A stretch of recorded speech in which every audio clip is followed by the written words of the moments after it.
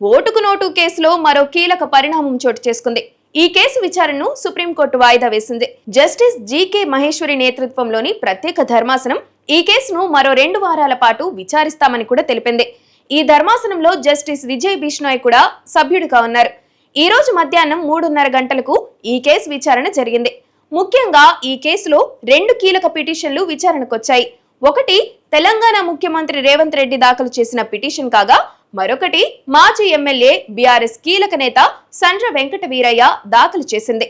CM Revanth Reddy తన పిటిషన్లో ఓటుకు నోటు కేసును అవినీతి నిరోధక చట్టం కింద కాకుండా ఎన్నికల చట్టాల ప్రకారమే విచారించాలని కోరారు. ఈ కేసును క్రిమినల్ అవినీతి కేసుగా కాకుండా ఎన్నికల ఉల్లంఘనగా పరిగణించాలని ఆయన వాదించారు.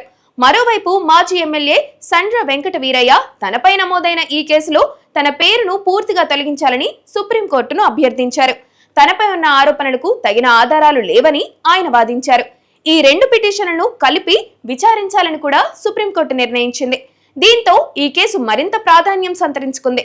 ఓటుకు నోటు కేసు గతంలో కూడా తెలంగాణ, ఆంధ్రప్రదేశ్ రాజకీయాల్లో సంచలనం సృష్టించిన విషయం తెలిసిందే. ఓటుకు నోటు కేసు విచారణ వాయిదా పడినప్పటికీ ఈ కేసు ప్రాధాన్యం మాత్రం ఇప్పటికీ తగ్గలేదు.